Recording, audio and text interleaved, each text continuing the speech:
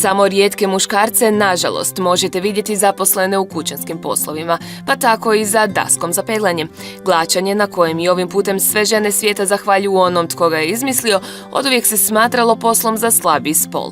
Iako je za pegle iz naše prošlosti bila i tekako potrebna snaga. Znam to zahvaljujući gospođi Dobrili, našem hrvatskom naj, koja ima impresivan broj pegli, od kojih većina datira iz pradavnih vremena.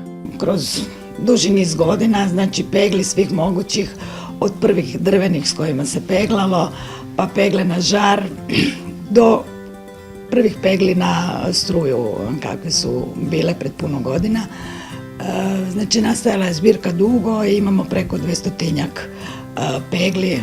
Do zbirke smo došli dijelom što smo skupljali, a dijelom i kupili smo, neke smo i kupovali.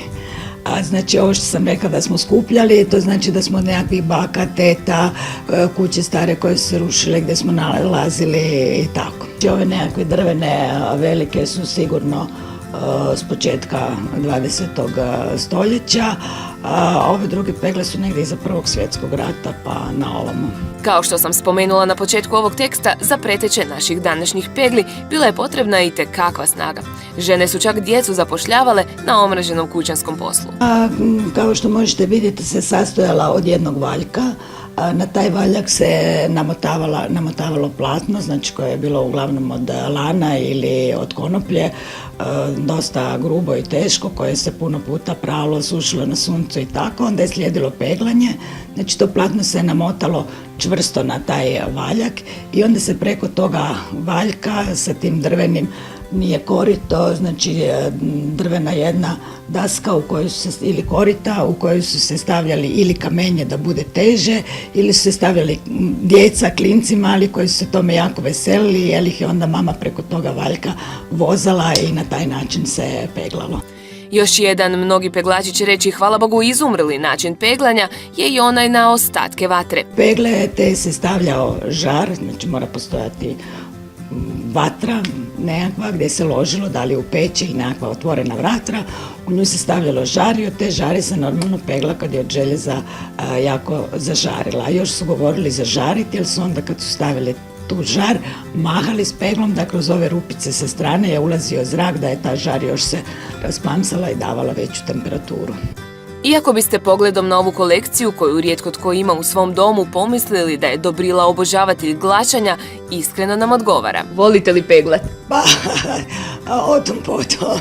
Dobrila je jedna od vlasnica seoskog turističkog imanja Kezele, na koje mnogobrojni turisti, ali i domaći šumećani vole svratiti upravo zbog njezine impresivne kolekcije glačala. No to nije sve što ovi vrijedni skupljači starih predmeta posjeduju u svom doslovce privatnom muzejskom postavu. Znači, imamo veliku zbirku čupova, pa imamo pegli, ima starih fenjera, ima zvona, znači na količinama, po količinama i po vrstama predmeta imamo puno stepki, evo, to je i puno još drugih stvari.